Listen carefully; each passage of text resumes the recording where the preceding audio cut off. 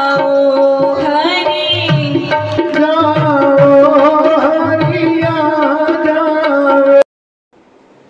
श्री कृष्णा, जय श्री राम, राधे राधे। मैं साध्वी उमा भारती मेरे इस YouTube चैनल भारती ज्ञान सागर पे आप सभी लोगों का स्वागत करती हूँ और धन्यवाद करती हूँ। तो आइए आज मैं आपको एक बड़े ही सुंदर टॉपिक पे विषय पे मैं आपको बहुत ही सुंदर एक बात बताती हूँ। मेरे इस बात को ध्यान से सुनिए, गौर से सुनिए कि आज मैं बताती हूँ कि अपने इस भारत में इतने बड़े बड़े संतों का जन्म हुआ है। तो इस धरती पर अपने इस भारत में संतों के जन्म के बारे में आज मैं आपसे कुछ बताना चाहती हूँ कि संतों का जन्म इस धरती पर क्यों होता है, किस लिए होता है, इसका कारण क्या है, और संतों की तुलना, संतों की उपमा ये किस पुष्प से की हुई है, मैं उसके बारे में आज आपको मैं बताना चाहती हूँ। तो आइए हम लोग शुरुआत करते हैं कि अगर आप देखना चाहते हैं कि संतों का जन्म इस धरती पर क्यों होता है, तो बाबा जी ने, तुलसीदास जी महाराज ने रामचरितमानस में बताया है कि साधु चरित शुभ चरित कपासु निरस विसद गुण मय फल जासु। मतलब तुलसीदास जी महाराज ने संतों के जन्म के बारे में बताया है कि संतों का जन्म इस धरती पर क्यों होता है। तो इस चौपाई को ध्यान से और बड़े आराम से पढ़ करके गौर से सुनिए। इसमें लिखा है साधु चरित शुभ चरित कपासु, मतलब संतों की तुलना, साधुओं की तुलना तुलसीदास जी महाराज ने कपास के फूल से किया है। कारण ये कि संतों का जन्म भी परमार्थ के लिए होता है और कपास का जन्म भी परमार्थ के लिए होता है। कपास का मतलब होता है रुई, तो रुई का जन्म भी परमार्थ के लिए होता है। तो अब आप लोग विचार कर रहे होंगे कि ये दोनों बातें अलग अलग हैं, लेकिन संतों का जन्म भी परमार्थ के लिए और कपास का जन्म भी परमार्थ के लिए, ये कैसे संभव है? तो आइए मैं इन दोनों के बारे में अलग अलग समझाऊंगी मैं आपको। तो पहले कपास के बारे में मैं आपको बताती हूँ कि कपास का फूल कब खिलता है? जब तेज धूप होगी, कड़ी धूप होगी, तब वो कपास का फूल खिलता है।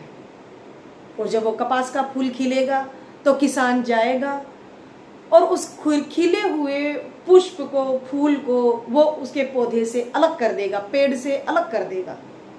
तो ध्यान से सुनिए, कपास का फूल तेज धूप होगी तब वो खिलेगा, किसान जाएगा उसको पेड़ से अलग कर देगा, घर लेकर के आएगा, फिर उसके कपास के फूल के अंदर जो कपास होती है उस कपास को उस फूल से बाहर निकालेगा, फिर उस पुष्प में उस रुई के अंदर, उस कपास के अंदर बीज होगा तो उस बीज को उस रुई से अलग कर देगा।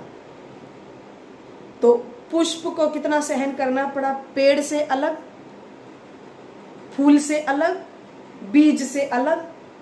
फिर वो भाई क्या करेगा, वो किसान क्या करेगा कि उस रुई को फूल से अलग करके, बीज से अलग करके और फिर उस रुई को मशीन में डालेगा और उस मशीन के अंदर डालेगा तो वो मशीन उस रुई को, उस कपास को